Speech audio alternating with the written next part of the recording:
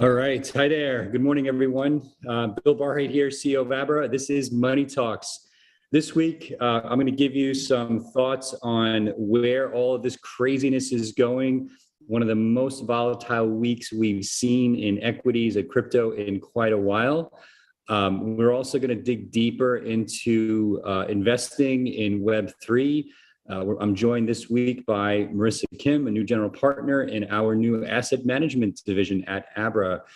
And we're going to get into all things Bitcoin with our analyst, Natalie Brunell, here as always. And of course, we're going to have the Abra product and customer support team back for another weekly AAA, Ask Abra Anything. They were so great. We wanted to have them back, and we're going to make this a regular part of the show. All right, let's do this.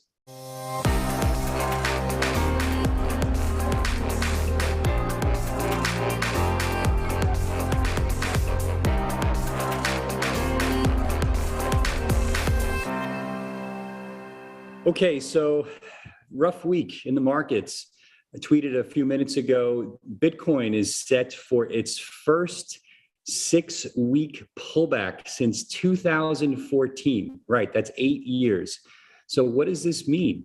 Well, look, I'm gonna bring up the charts as always, but the bottom line is that people were expecting the Fed to signal that they were going to be doing perhaps more dramatic cuts. They've signaled that's not in the cards. It does appear that the economy is slowing. As I've told you many times on Money Talks, the bond markets lead the way, and the bond markets have done their job and are slowing the economy. The bond markets are doing the Fed's job for the Fed. And what I expect in return is the markets to slow significantly in the coming weeks and months. And I think there's a really good chance this will lead us into a longer at least a couple of quarters of recession. Recession being defined as 2 consecutive quarters of falling GDP or basically typical growth measures in the economy. So as I said, 6 weeks now we're looking at for pullbacks in the price of Bitcoin. This would be the 5th week in a row for the price of Ethereum, and there is no end in sight. So I believe that Bitcoin is massively oversold. I think we're looking at one of the best buy opportunities in growth stocks that we've seen in a long, long time. The likes of Netflix and some of the COVID stocks that have pulled back 50% plus now seem to be either fairly priced or even downright cheap in many cases.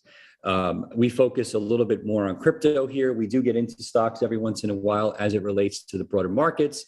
But as I said, I believe Bitcoin is approaching one of the biggest buy opportunities, and I'll bring up the charts here. One of the biggest buy opportunities that I certainly have seen in a very, very long time. So this is where we are with the S&P 500. As you can see, basically, we have given up 1 year of gains, and we're sitting right now at the top of the run-up, basically for the 12 months post-initial lockdown. So in other words, we had a sharp pullback in the markets in March of 20. That was the COVID lockdown. Once we kind of troughed in mid-March, it was up and to the right for upwards of almost 20 months, and we've given back about 12 months or so of those gains.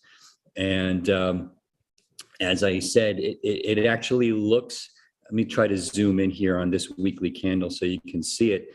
If you look at the S&P, this is a really ugly candle. Okay, because what this tells us is the market tried to reverse up here at the beginning of the week, post-Fed announcement, and it pulled back. So this is, in technical terms, what you call a continuation candle. It is not a bottom-forming candle. I'll bring up the volume here to see if we can see any volume numbers, and it's on higher volume. In other words, the markets are pulling back on higher volume. We don't like that. from a technical perspective. From a fundamental perspective, it really looks like we're getting into fair value, undervalued territory when you look at things like price to earnings ratios and other common ratios or factors used to determine fair market value. So if we look at Bitcoin, as I said, we're at 1, 2, 3, 4, 5, 6 weeks in a row. I'm going to zoom in a little bit here because I'm on a smaller screen because I'm traveling.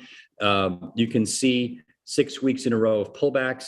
Now, if I zoom out, I have to go all the way 2019, 2018, 2017, 2016. I have to go all the way to 2014 to find 6 down weeks in a row. Wow. Okay. So now, of course, the week here is defined as Sunday evening through Sunday afternoon.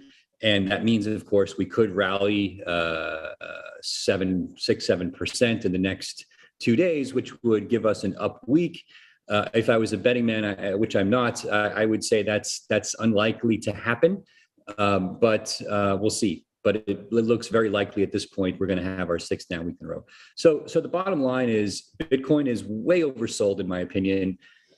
Its real price, given the supply shocks, the number of whales coming in, family offices, institutions, which we'll get into with Marissa in a few minutes, tells me that Bitcoin is gearing up for, at some point, a massive rally. And so my humble opinion is we could certainly see more downside. Look, there is zero reason why, well, there are reasons why, but it is perfectly within the realm of possibility that we see Bitcoin in the 20,000s again.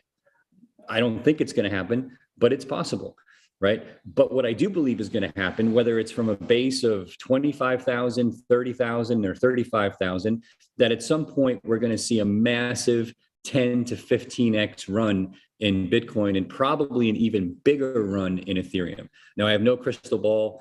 As you know, these are my opinions. It's not investment advice, but I remain super bullish on Bitcoin, growth stocks. Folks like Cathie Wood have been taking it on the chin. I mean, this poor woman has been hammered over the last few months, and she's been very clear. And I totally buy into the investment thesis that when you're dealing with massive growth stocks and even assets that like Bitcoin that are subject to network effects, massive network effects that are exponential in nature, you're going to see extreme volatility in markets like this. And if you're not willing to suffer those volatile movements, then you should put your money somewhere else, or at least the part of the money that you're not willing to make subject to those volatile shock, big shock movements. And so to that end, I think Bitcoin has got a 10 to 15x run in it. I think Ethereum's got a 20 to 40x run in it. I still think 40K Ethereum over the next 18 months is in play. And we'll see what happens. But like I said, you have to be in this for the long term. This is not an investment advice show. This is kind of meant to be a big picture show in terms of where it's all going in terms of crypto and markets and Abra's products. But I'm certainly here for the long term, and I'm still very bullish. So my take is, if the market really starts to slow down and the bond markets have truly done their job the way I believe they have, what's going to happen is that inflation will peak. Now, remember, real inflation is probably around 15%. So we're talking about inflation peaking 15%-ish. Of course, the CPI, the bullshit number they report is in the 9% range. That'll peak. That may come down, but we're talking about it, even if it comes down to 5%. That's the reported number. The real number is probably upwards of 10-ish, if not more, but it's coming down, right? So the Fed looks at that and says, okay, it's moving in the right direction, but the economy is slowing because prices are still really, really high. The bond markets have done their job. Rates are now really high. We've never seen a spike in mortgage rates like this, certainly since I was a kid, and I was too young to remember that I was a toddler in the 70s. So the bond markets, which lead the way, have done their job. They've done the Fed's job for them, but I think they're going to basically push us into at least a mild recession. And at that point, the Fed has no choice, in my opinion, given their traditional, response to this, but to start easing up again. You're going to see quantitative easing. You're going to see effectively money printing, which is more or less what quantitative easing is. And you might even see them reverse course on interest rates if they feel that inflation is falling, because they want to basically have a soft landing for inflation. They can't control that. They may have delusions that they can, but they really can't control that. The markets will control that, as we're seeing with the bond markets causing mortgage rates and other interest rates to spike. But I do believe that the recession could be mild, but it's going to put us back into this kind of easing mode. And then it's just game on again for risk on assets, right? At that point, I wouldn't be surprised in the second half of the year if we see massive rally in those growth stocks, those Cathie Wood stocks, as I now like to call them, in crypto in particular. If growth stocks are going up X, don't be surprised to see crypto going up, 5X. Again, more volatile than the stocks, but it's got the network effects that put it in the same camp, which is why we talk about both of them here on Money Talks. Okay, so again, it looks a little scary, but on the other hand, we're kind of at the lower. We're at a higher low on the multi-year chart here, right? So if we consider this May to July timeframe of 2001 to be the last swing low, we have about $5,000 worth of room. So the markets could literally fall another 13%, could fall another 12, 13%. And we would still be making a higher low on technical terms, that's great, because that's like in technical parlance, it's like a spring coiling. And with the supply shock happening at the same time, that could be really exciting once the Fed gets into quantitative easing mode again. So we could have all these things converging over the kind of similar time frame over the next few weeks. There was a fantastic video put out by our partners at Real Vision. We're a major partner of Real Vision now, and so we just love what they're doing. We're going to be speaking at one of their events in London in the coming weeks, and we're looking forward to doing more with them. But Raul did a fantastic long form video showing, in a lot of detail, more or less what I'm telling you about why things appear to be slowing, and maybe the Fed's got it wrong, and the bond markets may even have it wrong in terms of some of the predictions that they're pricing into prices and what that could mean for the market. So I would strongly encourage you to check that out.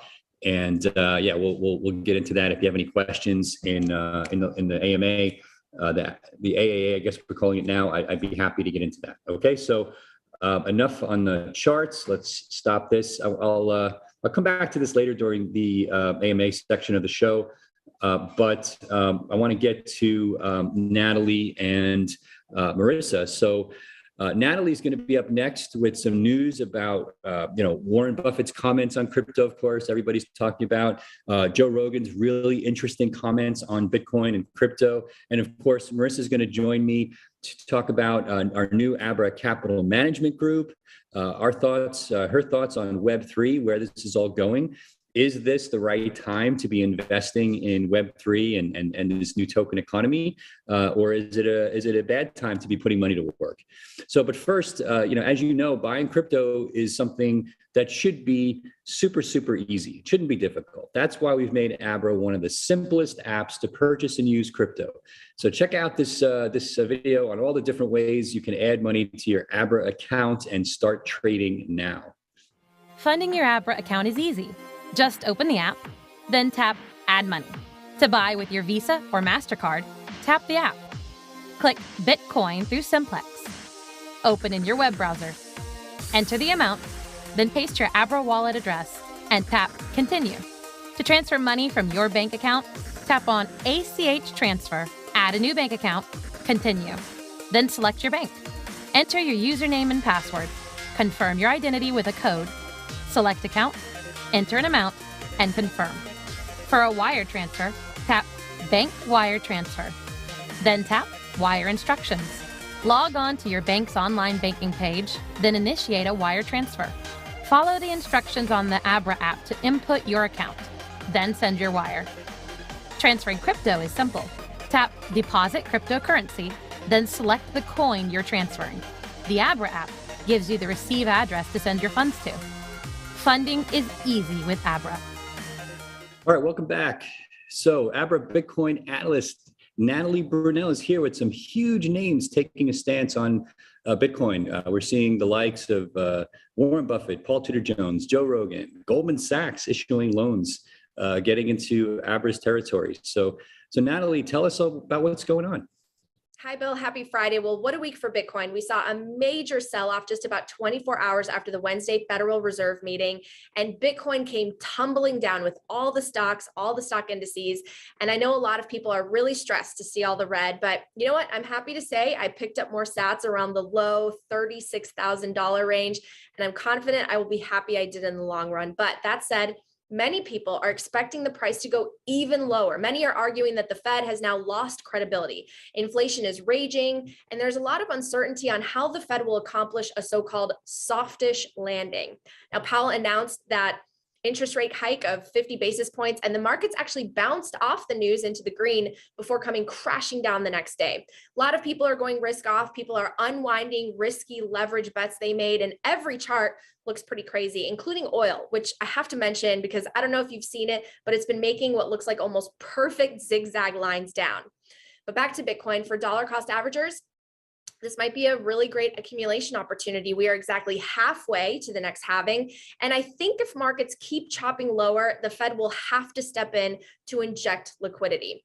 Now, against the backdrop of all this volatility, though, there are some very bullish headlines for Bitcoin. So let's take a look at them. This week, we had the biggest media personality in the world, podcast host Joe Rogan, say on his show that he sees Bitcoin the same way as the early internet. The government didn't see it coming, and now it's a viable form of currency you can actually buy things with, is what he said.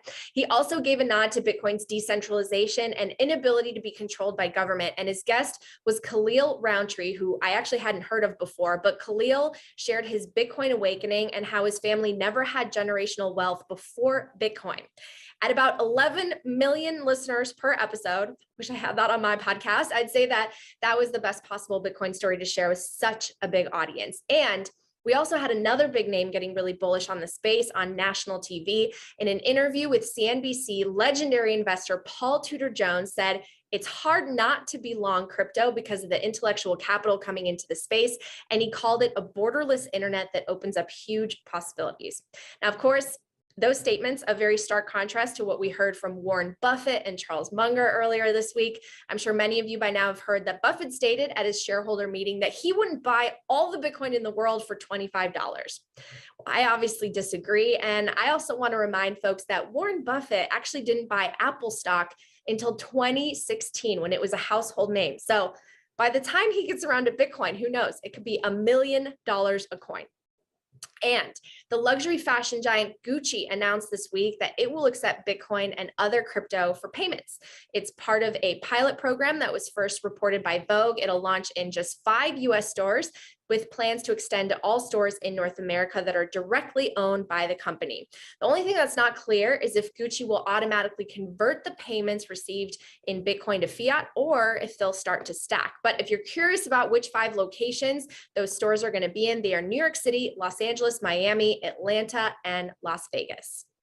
Let's talk about the Luna Foundation Guard. The nonprofit organization focused on building Terra now has more Bitcoin than Tesla. The organization just closed a $1.5 billion over-the-counter purchase of more than 37,000 Bitcoins.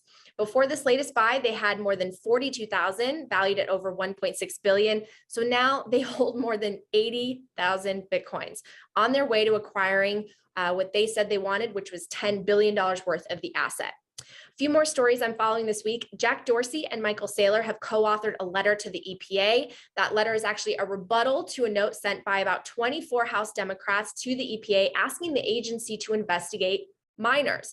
In the rebuttal, Dorsey and Saylor tried to clear up the misconceptions about the environmental impact, and they shared how Bitcoin actually incentivizes green energy.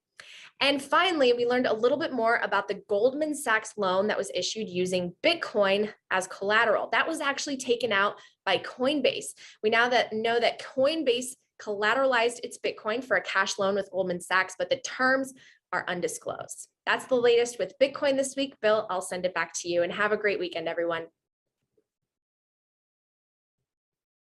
All right. Thank you, Natalie. We will see you next week.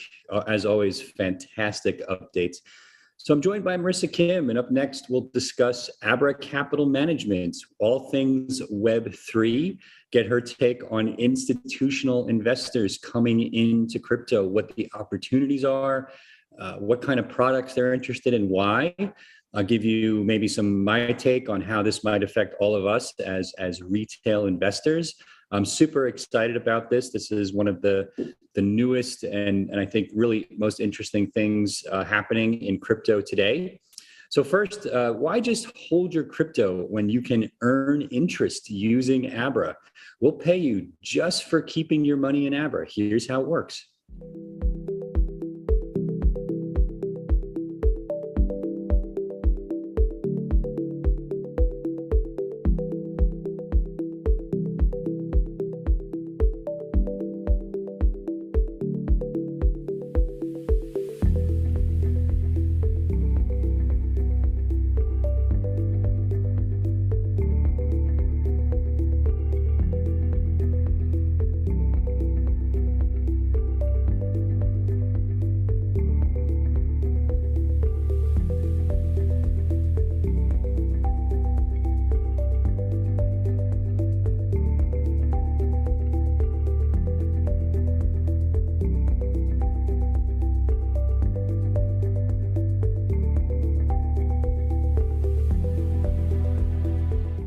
All right, welcome back. Thanks again, Natalie. That was a great update. So I am super excited to welcome to Money Talks one of the newest members of the Abra team, Marissa Kim. Marissa is a general partner in Abra Capital Management, which is the institutional asset management arm of Abra now. So welcome, Marissa, to Money Talks. Thank you. I'm happy to be here. Yeah, we're thrilled to have you. So let's get into it. So first of all, tell us about how you got into crypto and why now? Why is crypto so exciting to you personally? Yeah, I mean, I got into crypto about around 2016, which is pretty early given how new the industry is. And I had some friends that were kind of early builders in the space. So they kind of initially started talking to me about what they were doing. One was a friend that was actually trading Bitcoin and like building some early algorithms to trade Bitcoin, which was not a very big or liquid market at that point. But I was just really curious about it. And I just started kind of doing my own research and reading a little bit about it. And it just seemed, the thing that really got me excited about it was the community of people that I met. So I think, around that time, it was like 200 or 300 people worldwide that worked in crypto, full time. So it was a very, very small industry, but it was a really interesting and unique group of individuals. And a lot of those people are still in the industry, and the industry is much bigger now. But it was really the community of people that got me in. Yeah, nice. Yeah. And so obviously in running Abra's asset management division, or as a GP there, you're obviously very bullish on crypto for institutions. Yeah. And so what's your take on where we are with overall institutional interest? First of all, how do you define institutions so that we're all kind of talking about the same thing? And then what's your take on where we are in terms of those institutions being interested in crypto and why? Yeah, I mean, I think the term institutions generally refers to endowments, pension funds, big banks like JP Morgan, Goldman Sachs. Sometimes they include, big family offices that are run, that are in the hundreds of millions in AUM and have a team of investors, professional investors that invest their capital. So I think it's probably when we say institutional investors, that's what we're talking about. Yeah. And what is their interest today? First of all, has it changed over the last 12, 18, 24 months? And what is it today? Yeah, I mean, I think what you saw in 2017, which was kind of the first kind of bubble where I think the hype around the industry got a little bit ahead of kind of the actual foundations of what was being built. And I think, that's when institutions started kind of chiming in. First, you heard, people kind of very skeptical about where the industry was going and whether it's real. And then I think in around 2019, you started, and leading into 2020, you started to see the institutions really start to take this industry seriously. And you saw that in a lot of their, the research they're putting out, some of the people that were bold enough to kind of take a stand on CNBC, and some of the big fund managers and, really well-respected investors that started getting excited about what Bitcoin was, what's being built in Web3. Yep. And I think that we've started to actually hit the point where there's starting to be some career risk around not having exposure. Right. And the initial exposure was really a very small, token under, 1% of your assets. People were buying Bitcoin. A lot of them were through kind of passive, vehicles like the Grayscale Trust. And I think what we're going to see next is really kind of more bespoke and interesting products. Yep. And funds like ours. So let's break it down a little bit. I'm hearing more and more that some institutions prefer to actually talk about Ethereum versus Bitcoin. Yeah. So let's start with that, and then we'll talk a little bit more about the nuances of Web3 itself. But are you seeing the same thing? Yes. Or, okay, and why do you think that is? Do you think that there's that the interest in Ethereum at the institutional level is probably growing faster than Bitcoin right now? I think it's because the value prop for Ethereum is a little bit easier for them to understand, because the monetary policy that they've kind of grown up in and are kind of invested in as the institutional the institutions that are in the space, that's really the policies that they've grown up under. So I think Ethereum and kind of other Web3 protocols are a little bit easier to understand kind of the value prop, and it's non-threatening to them in some ways. So when you say value prop, it would be things like how stablecoins work via smart contracts, how NFTs work via smart contracts, how DeFi works, and why that's making Ethereum like the world's computer, as we've been saying on Money Talks, for example. Okay. And all right, so let's build on that for a second. Let's talk about Web3 itself. So how do you think about Web3? How do you explain the Web3 opportunities to institutions that are excited about this space potentially and are just learning? But how do you explain Web3 to them? Yeah, I mean, I think it's really this kind of shift to, an internet that is owned kind of by the creators and the users, and versus the kind of centralized internet, which is really, users kind of being exploited for their data and their information. And it's, hopefully a more equitable internet. And, we'll see if that's actually the case. But I think it is kind of, the next iteration of the web. So I think just having some exposure to that is really exciting. And do you find skepticism around that idea so far? I mean, I know it's early, but or do you find that it's intuitively obvious and people are embracing it? Where do the institutions come out in terms of that thesis for Web3 today? Yeah, I think it's a little the concept of decentralization is a paradigm shift for everybody. So you have these kind of gatekeepers that are very comfortable with the way it is now. And I think some of the skepticism is really around being very comfortable being, the ones that have the power and are kind of exploiting users. Yep. So I think there is some skepticism as to why decentralization matters. But I think a few things of things like Twitter and, everything that we're seeing where people are getting deplatformed, that type of scenario is actually really pushing, adding fuel to the whole idea of decentralization. Yeah, that makes sense. I think that the more I see, and we show these charts all the time, the more I see these kind of network effect diagrams out there, the Twitterverse and crypto Twitter, Kathy Woods publishes the research for free. Rob Paul publishes a significant portion of Real Vision's research for free. Peter Diamandis and Tony Robbins have been talking about this kind of, movement, the singularity movement of exponential tech. It seems like there's a growing acceptance that you can be very early in the cycles for these exponentially growing technologies to reap the biggest benefits.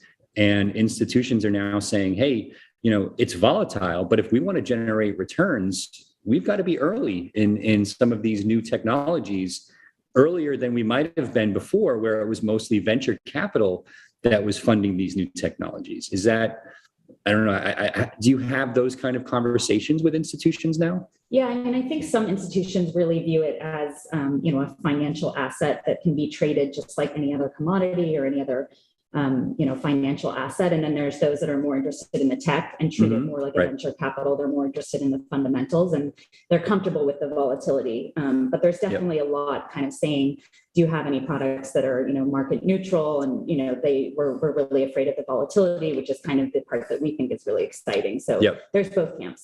Yeah. Okay. So let's talk for a few minutes about ACM, Abra Capital Management. So Abra Capital Management has already several funds up and running. So why don't you fill us in on what those are, and I'll try to bring up some notes on the screen here while you're talking, and let Mr. Wizard know when to turn it on. But so give us an overview of what's happening inside of Abra Capital Management today. Yep. So we've launched 2 venture funds.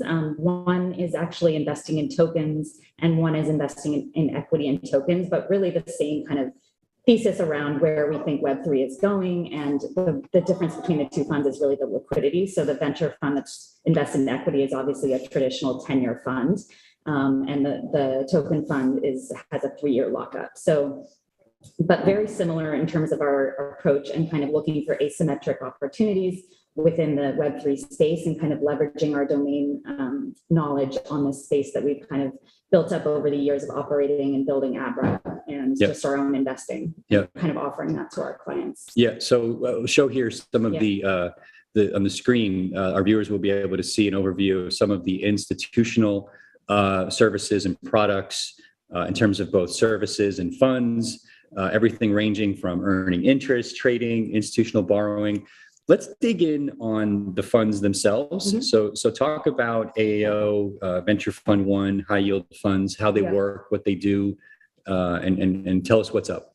Yeah, so Alternative Assets Opportunity Fund is really our flagship fund, and that it's kind of a hybrid vehicle where we try to invest, pre-launch in tokens and these projects that are kind of at a seed stage, and they may be in development, but they really haven't launched yet. So we see these deals very, very early and vet these protocols and have our tech team kind of dig into the code.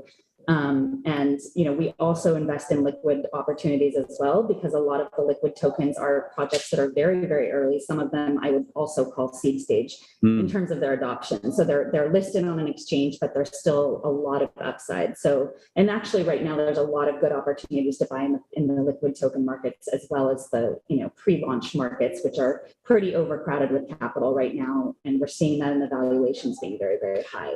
Yep. And then the equity fund, Abra Venture Fund 1, kind of investing in the same types of companies and protocols, but it's really just whether the company is raising equity, and usually they're raising a combination of equity and tokens. So they'll raise a seed round of equity, but then you'll get the token once it launches. Yep. And then the yield funds are really the Abra Earn product. So they're in the structure of a fund, and that's preferable to a lot of institutional investors. They would rather invest through a fund versus obviously not through an app, but even just through a platform, it's really not the form factor that they're used to. And there's also some tax benefits, at least for US investors. So the interest income that you're earning, it's deferrable, and you get long-term capital gains versus having to pay, so it's definitely advantageous. Sure. Just an alternative. Sounds great. And so what are some of the, just kind of scrolling backwards here to show folks some of the core investment opportunities, what are you excited about? So when you think about, let's focus on tokens for a minute. We'll come back to equity. When you think about kind of the current token economy, what are you excited about and why? Yeah, I think a lot of our early investments have been in kind of these layer 1, layer 2 kind of Web3 stacks. So it's really, there's still a lot of opportunities for the infrastructure that's going to power a lot of these consumer applications. And so layer 1 blockchains, scaling solutions, interoperability, because you have all these different blockchains and they have siloed developers and liquidity, and that's really not, you're not going to have internet scale applications with that. So I think there's a lot of problems to really be solved in that kind of layer 1, layer 2.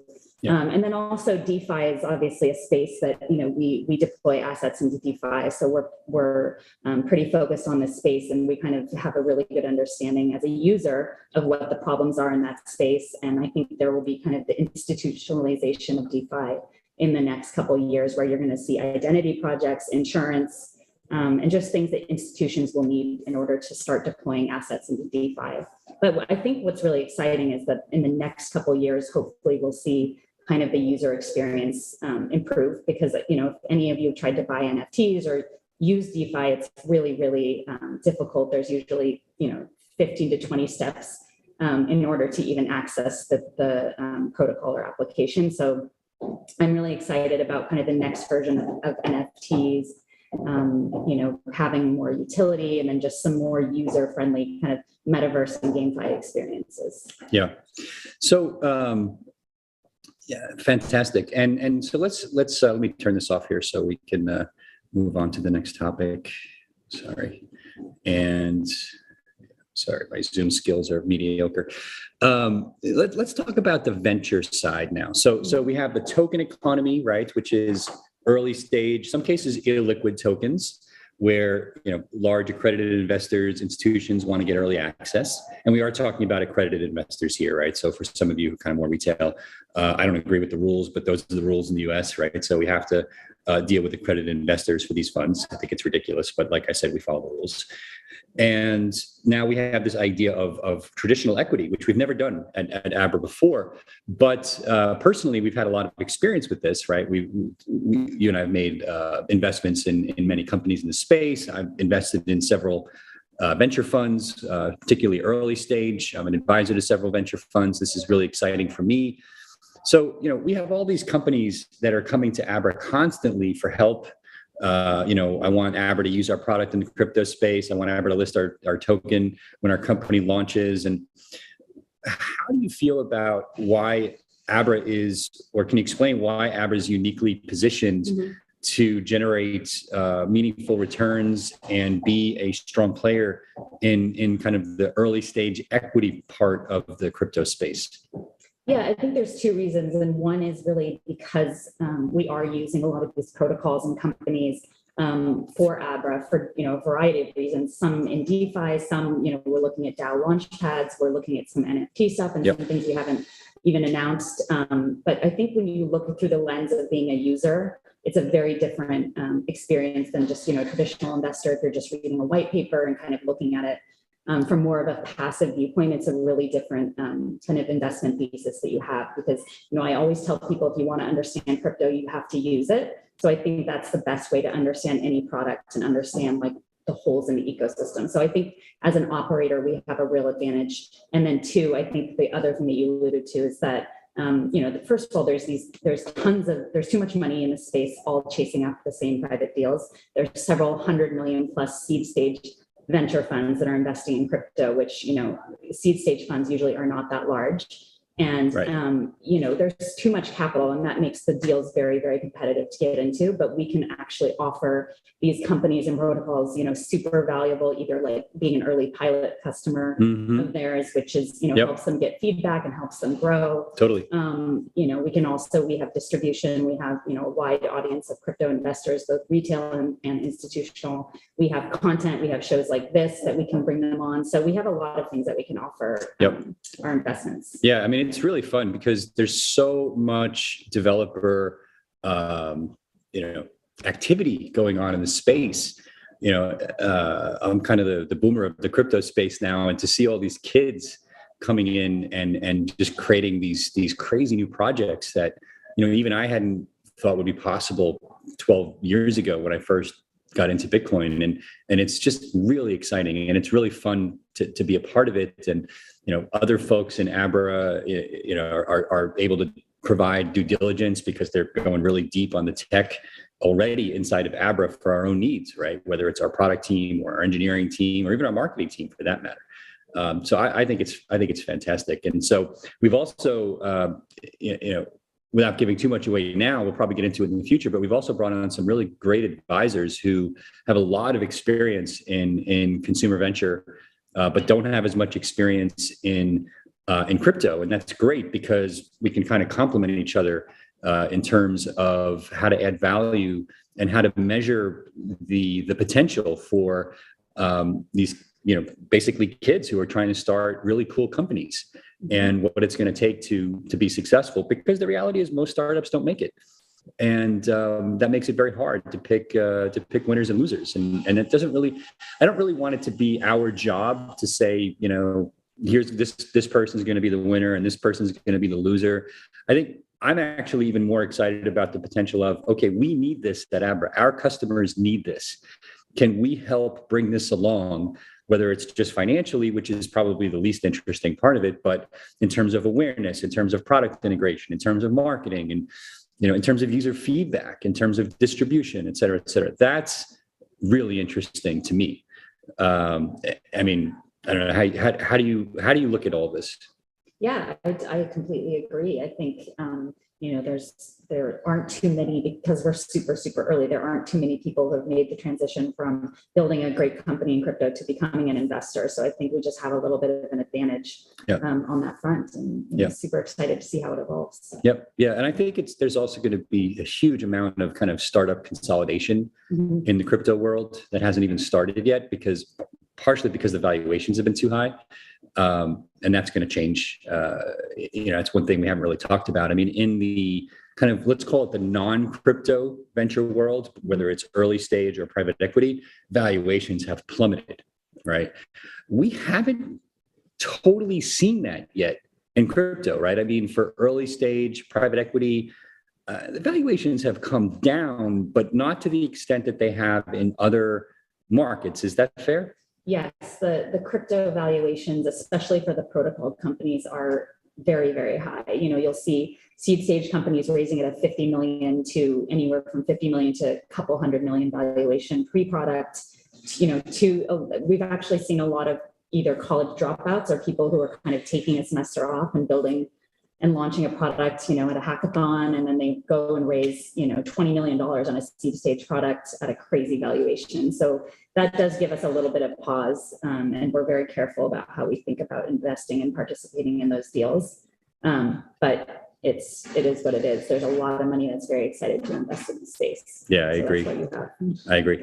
Well, we would love to have you on regularly. Give us an update on what's happening in the markets, because I think venture early stage token deals really give us a good indicator of what's going to come. And so we'll look to you, Marissa, as kind of an early indicator of where all of this is going. And we'd love to hear your insights on a regular basis. And maybe you want to bring a couple of the CEOs along with you from some of these projects to give us an update on, everybody's asking me, well, what's the next Solana? I miss Solana.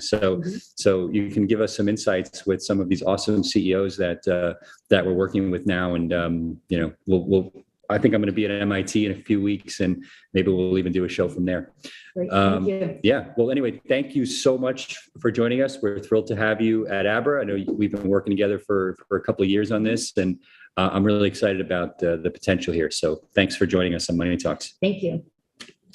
All right. So thank you to Marissa. And, as I said, we're really excited to be kind of getting into this level of investing and basically supporting our users better by taking advantage of all of the other products that are being built out in the crypto space.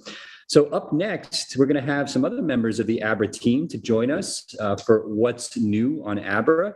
Take your questions in our AAA, Ask Abra Anything.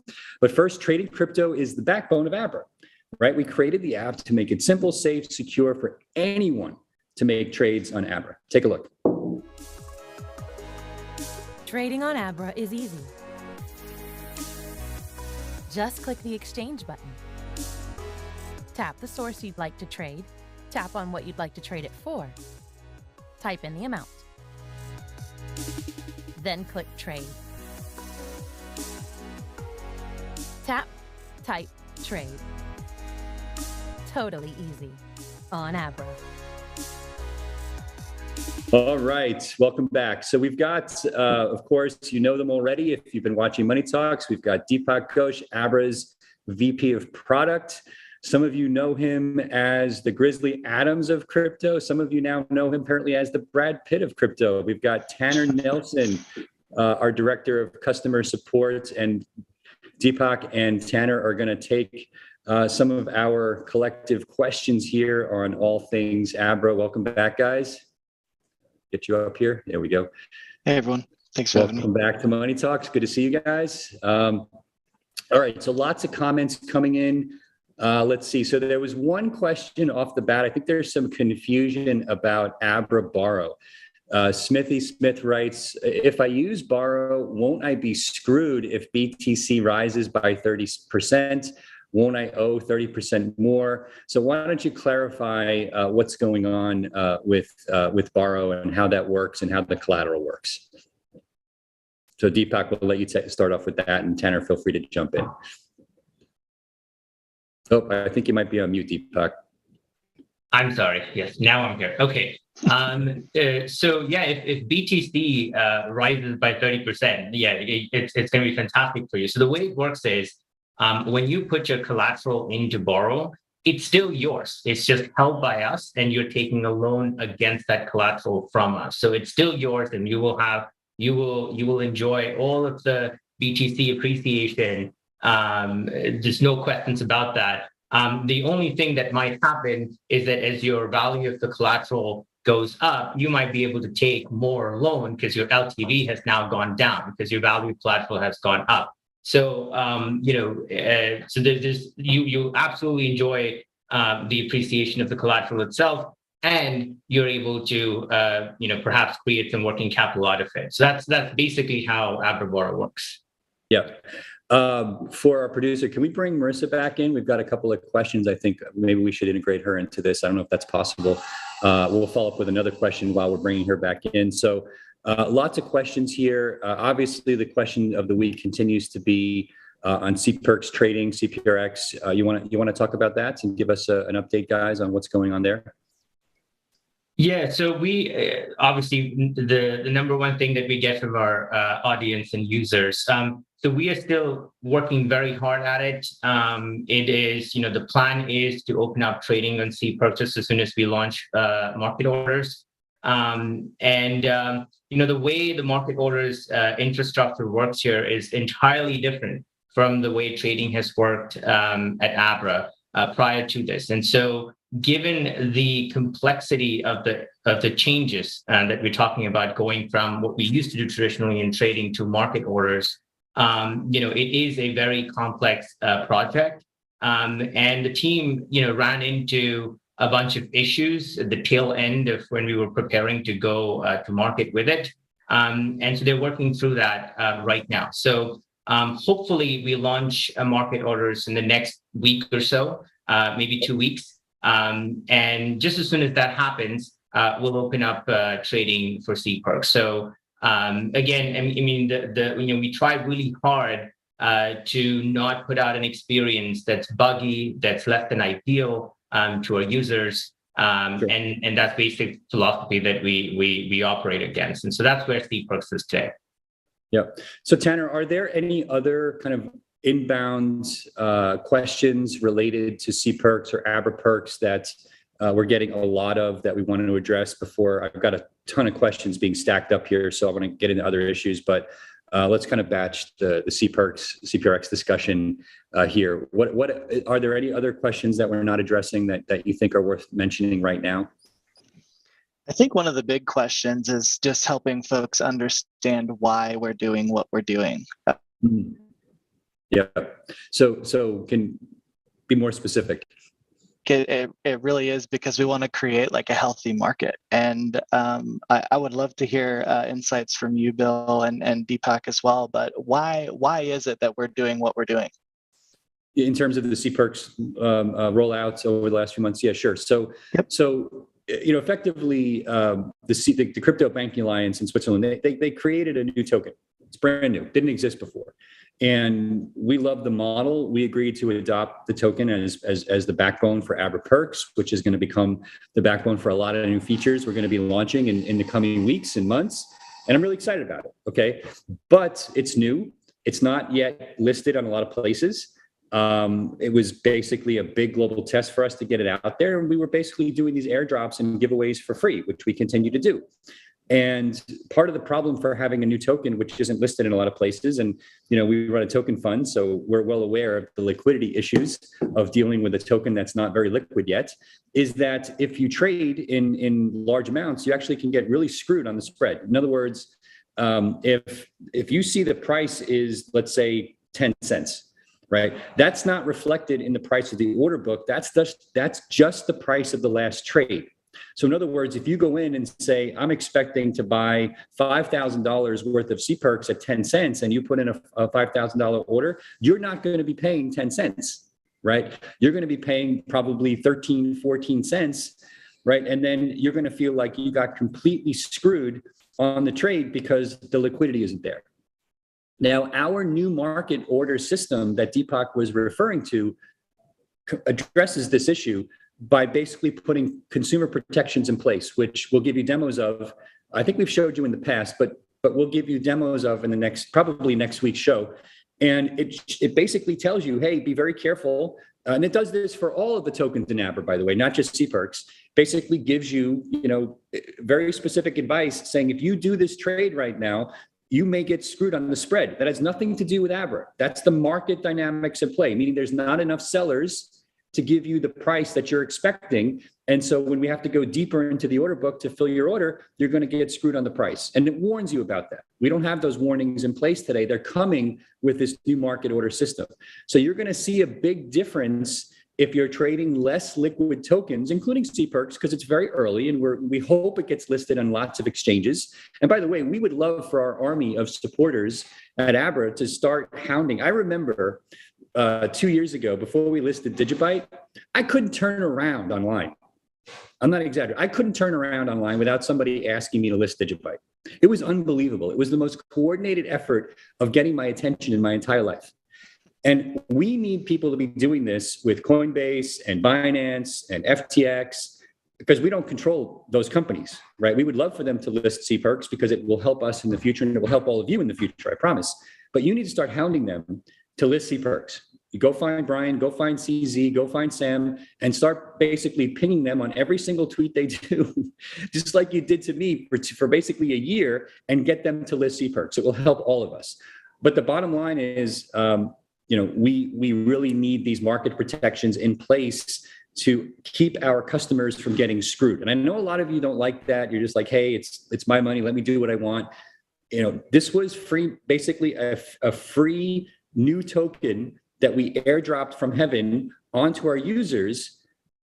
But we need to be very careful about how we do this, because we have a lot of folks who aren't sophisticated traders who won't understand why they would be getting screwed on these spreads, even for small amounts, right? If you're holding $50 worth of CPERCs because you've done a couple of referrals, all of a sudden you trade it and it looks like you have $25 instead of $50 in your wallet, you're not going to understand why, right? Even though I just explained it. So I don't know if you want to add anything there, Deepak, or move on to other questions, but I think that was, to me, that was perfect. And I keep getting questions around the commitment to CPERCs as well. And Bill alluded to that when he started off, that, we think about CPERCs as the DNA of the company. With every product launches we do, with every product that we conceive, we think about a CPERC strategy. It is as important to us as airline miles are for airlines and hotel points are for hotels. That's what CPERCs is to us. And so we're very, very committed. Looking forward to bringing trading back on CPERCs. Yep. Okay, so we got a lot of questions here. We may stick around longer than the hour. Feel free, folks. You can watch it later. But we've got some really good questions here.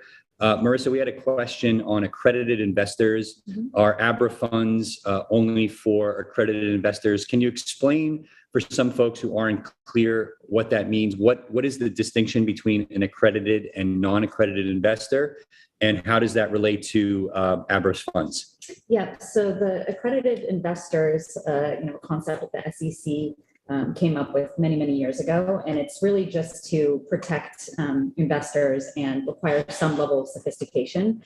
Unfortunately, they kind of equate sophistication with wealth. So right now it's around how much money did you make for the last couple of years? Like, what's your total net worth? All of the assets that you own. So, I think that they're looking at revising these rules to maybe include some people who might be, sophisticated and knowledgeable, but may not be able to meet those requirements. But unfortunately, we have to work within the, existing regulations. So everyone does have to be accredited to participate in all the funds. Yep. Yeah. And as I said earlier, our personal opinions on accredited investor rules are completely irrelevant because we follow the rules. I do hope they change the rules. Esther Pierce, who's one of the SEC commissioners, who's been very, very vocal on social media, has been railing against these rules for many years. And, and investors should be able to invest where they want. And we should just all be forced to make all of the appropriate disclosures as a result. So anyway, thanks, Marissa, for that. And somebody's asking, Deepak, so will I be able to place an order that transacts in smaller fractions of the total order? I think that's a partial, so in other words, 1% of the limit order price, for example. So I think what they're talking about in our terminology would be good until canceled, partial fills, and limit orders. So why don't you... Deepak, you can unpack all of that. So we will have that ability, but what we're launching with first are market orders, and they will launch as fill or kill. Meaning if the market isn't within the 1% slippage, then we are going to cancel the order. We won't let the order go through. Although that is optional, we will recommend to you the ideal amount that you should be trading to not lose more than 1% of money. But if time is of essence to you, you can disable, what we call price safety and go ahead with the order anyway. But what you're specifically referring to, as Bill pointed out, I believe our limit orders are the concept that will launch with limit orders, which is basically partial fills.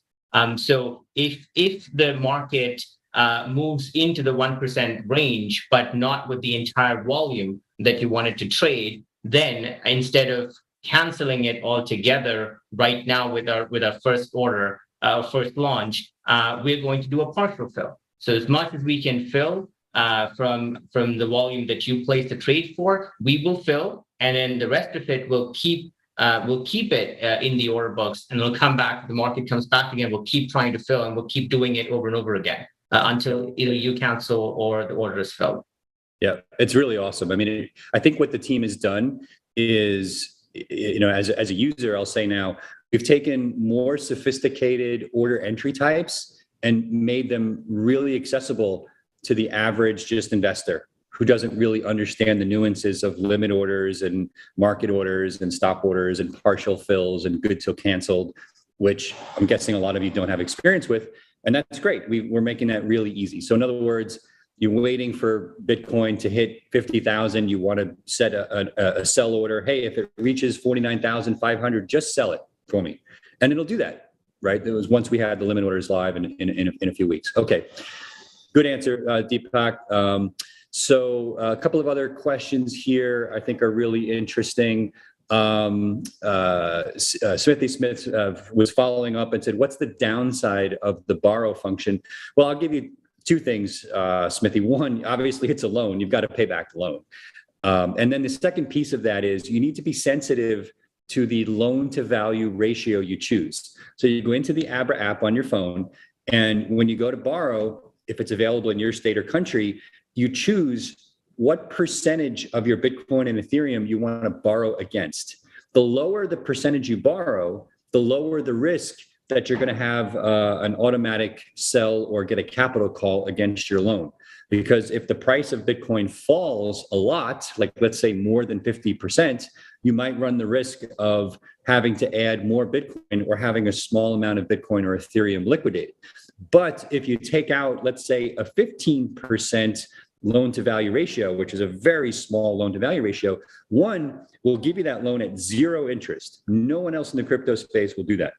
Zero interest. And two, the price of Bitcoin has to fall like 70-75% before you have to add more crypto, right? We may ask you to put more in earlier than that, but that's a big fall. Even Bitcoin doesn't have, that more than every few years. So those are the inherent downsides or risks to you as the borrower. Like I said, you have to be able to afford, if you want to. You can roll over the loan and just keep paying the interest, which for the zero interest option, by the way, is fantastic, because effectively you can take out a zero interest 15% LTV loan for free and just keep rolling it over forever.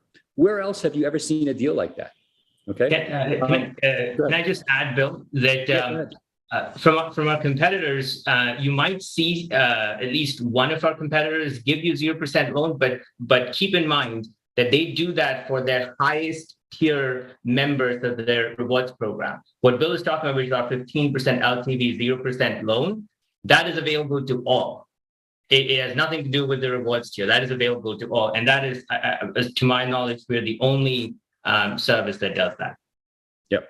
Yeah, that's right. It's huge. I mean, we've really thought this through in terms of making it easy and approachable.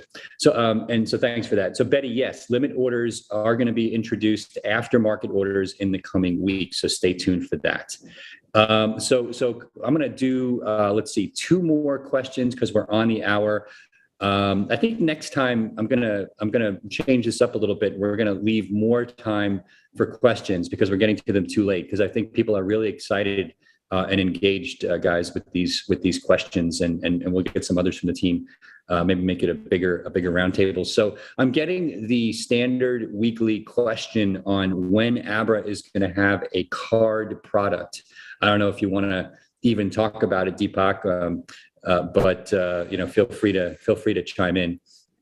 Yeah, I mean, we are looking at it. It's very, very interesting to us. I mean, that our mission is to provide, a complete and effective suite of financial products and services for users, and a means to pay is very relevant in this space. And we've seen the impact that some of our competitors have had in the market by just turning, your traditional credit card rewards into crypto.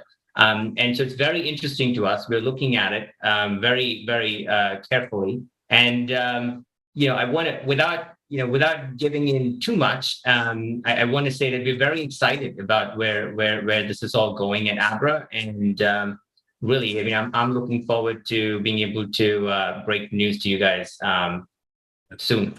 Yeah, we've got some really cool stuff that the team's been working on for quite a while. Tanner, I've got a question here from somebody. They want to put the name of their revocable living trust into the beneficiary field, but they're saying it's not possible. Is that the case? And what should they do? It's a good question. There's a lot of nuance and technical aspects with what we can and can't do. As Bill said earlier, we follow the rules, right? Like, so I would say with the nuance and specific, anything and everything support related, we're available 24/7. And if you're in the US, we're available via phone now as well. Monday through Friday from 6 a.m. to 6 p.m. Reach out to our support team and we'll work through the specifics of your specific situation. Yeah, so if you're having trouble updating that beneficiary, you're not sure why, just give the support team a call. I love that we have real phone support. I mean, in the crypto space, like I have customers, like high net worth customers that happen to know me, like they'll text me, why doesn't Coinbase ever answer my support ticket? Not like, oh, they got back to me in 3 days. Never. They just don't respond. It's like a big black hole. It's crazy. All right, we'll do one more. My Pet Fish Rex. Wow, what an interesting name. Will NFTs also be built on the chain? I'm going to reinterpret the question to say, is Abra planning to support NFTs? How do you want to answer that, Deepak? My goodness, you guys are putting me in a difficult spot. So again, I'm just reading what's here, bud. So yeah. So very similar to the credit card question there. We are looking at NFTs. I mean, if you guys know anything about Bill, you would know that he's very, very excited about the future of the space, and NFTs are a big part of it. We studied our competition really, really closely, and we see the experiences that are out there. And we just don't want to bring out something like a Me Too experience out there, right? We want to be doing something very differentiated, especially coming back from, the customer experience perspective. We want to make this not only a viable product for a computer science student, but for anybody, for the masses. And you'll see when we finally get around to doing that, it's going to be fantastic. The experience that we are exploring right now is unlike any. I haven't seen anything like that in the market. So again, we want to be very thoughtful about what it is that we launch. And so we're looking very closely into it, and look forward to announcing more soon. Yeah, I have two issues with the way the NFT space is evolving today. The first is that while the volume of NFT transactions is exploding, which is really interesting. Sorry, my monitor got pulled here. It's really a bunch of techies who understand how MetaMask works that's moving a lot of money in a big circle. Now, more techies are coming in, which is great. They're early adopters. They know how it works. But the tent is only going to get so big until it gets widened past the techies who don't have to understand what MetaMask is or key management is, how it works, et cetera, et cetera. And the second point, which is really related to the first, is that, by my estimates, double-digit percentages of all assets ever stored in MetaMask are gone, lost. You switched computers, you switched phones, you forgot that the key was stored locally on the device, you don't have the backup, and it's just gone forever, okay? If someone, theoretically, I don't know who, if someone were to solve both of those problems, that would be huge. Okay, so anyway, I'm gonna leave it there. That's a kind of a bonus comment for anybody who was willing to stick around for 65 minutes instead of 60 minutes. Deepak, Tanner, Marissa, thank you for sticking around. Would love to have all of you back to do a longer segment on the AMA in the coming weeks. I think we should basically even consider some demos next week on the trading stuff. Still getting a lot of questions on what the future of trading and how it's going to work for Abra looks like, which is great. So keep the questions coming. We'll in the meantime, we'll see you next week on Money Talks. Thanks everyone for the great questions. Have a great weekend.